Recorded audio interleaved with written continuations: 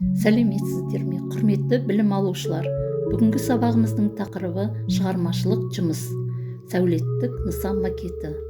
Оқу мақсаты сенімділік пен дербестікті көрсете отырып, әртүрлі техникаларды, конструкция түрлері мен заманауи материалдарды қолдана отырып, күрделі де ерекше бұйымдар жасау және сонымен қатар қазіргі заманауи материалдарды қолдана отырып, сәулет нысанның макетін, элементін жасау. Бағалау критериялары әртүрлі техникаларды, конструкция түрлері мен заманауи материалдарды тиімді қолданады. Макет элементтерін бағалау кезіндегі критерияларға сәйкес жасайды. Шығармашылық жұмысты орындау барысында дербестік көрсетеді. Пәндік терминологияларды қолдана отырып, өз жұмысына және өзге жұмыстарға жетілдіру жолдарын ұсынады.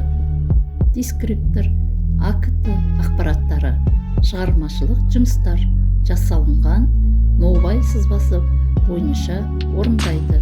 Түрлі техникаларды тиімді қолданады.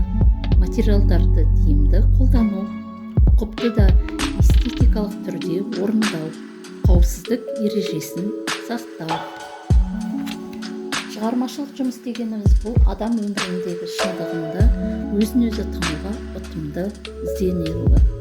Шығармашылық жұмыс жасайтын адамның негізгі іс-әрекеті ақыл, ойға әрі алған білімді әрі қарай тасымалдай алуға негізделу екен.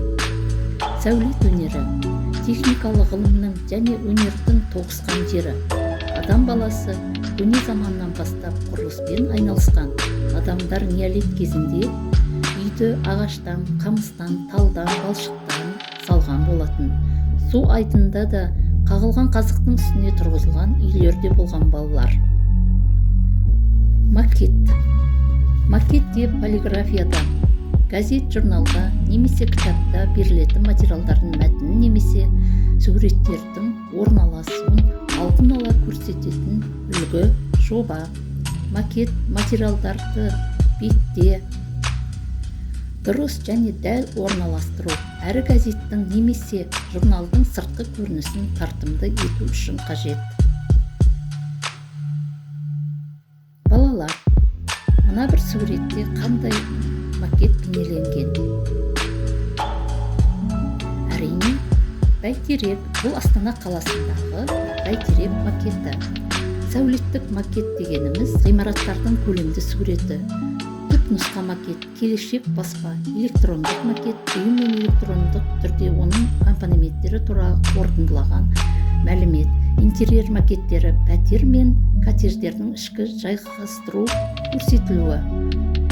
Ендігі кезек рефлексияға берейік. Сабақта бүгінгі мен нені білдім, нені үйрендім? Маған бүгінгі сабақта түсініксіз болды. Балалар, үйге тапсырма, шығармашылық ноубай дайындау және макет жасау. Өзіміздің туған жеріміз Жаңарқаның әдемде әсемді жерлерін фотосуреттер дайындау. Бөліскендеріңізге рахмет.